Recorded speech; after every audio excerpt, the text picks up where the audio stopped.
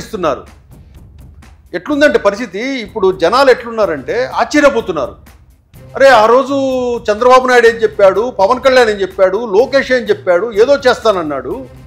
చివరికి ఏమిటి ఎవరు ఏది అరెస్ట్ కావటం లేదు. టీడీపీ కార్యకర్తలు, జనసేన కార్యకర్తలు కూడా ఆవేదన వ్యక్తం చేస్తా సోషల్ మీడియాలో కడిగి పారేస్తున్నారు. కానీ ఆ కార్యకర్తల ఉద్వేగాలను వాటిని కూడా వీళ్ళు లాబింగ్కి ఉపయోగించుకుని వాళ్ళని అణిచివేస్తున్నారు, వాళ్ళను మోసం చేశారు, వాళ్లకు ద్రోహం చేశారని అనుకోవచ్చా మనం?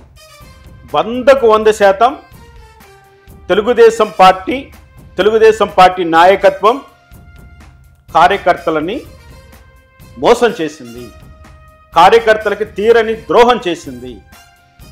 మేము ఆ రోజు నిన్ను గెలిపించింది నిన్ను అభివృద్ధి చేస్తామని కాదు, ఈ అరాచకాలని అరికడతామని. అటువంటి అరాచకవాదులతో కలిసి నువ్వు ప్రయాణం చేస్తావని మేము ఎప్పుడు ఊహించలేదు. అదేదో సామెత చెప్పినట్లుగా కళ్ళు మూసుకొని పిల్లి పాలు తాగితే ప్రపంచం చూడలేదనుకుంటున్నారు. మీ చీకటి ఒప్పందాలు, మీరు వైసీపీ నాయకులతో కలిసి చేస్తున్నటువంటి మీ ప్రయత్నాలు నిన్న లేక మన గౌతు లక్షణ విగ్రహావిష్కరణలో చూసాం.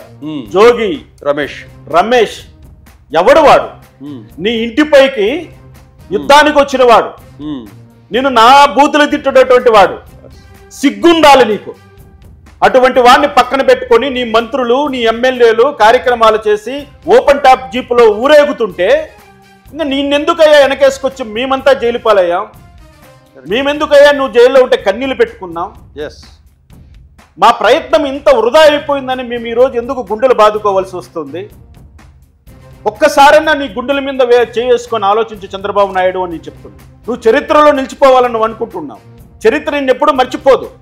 ఏ రూపంలో మర్చిపోదంటే ఎన్నుపోటుదారుడుగా నిన్ను మర్చిపోదు. అది గుర్తుపెట్టుకోండి. ఒకప్పుడు ఎన్నుపోటుతో ముఖ్యమంత్రి అయ్యావు, ఈరోజు మాకు ఎన్నుపోటు పరిచి మరోసారి ముఖ్యమంత్రి అయ్యావు. నేను ఇదే స్పష్టంగా చెప్తలుచుకుంటున్నాను. అంటే కొద్ది రోజులు ఆగుదాము రామకృష్ణ గారు, ఇంకా 4 సంవత్సరాలు ఉంది కదా, ఇప్పటికే 6 నెలలు అయింది అంతే ప్రభుత్వం ఏర్పడి.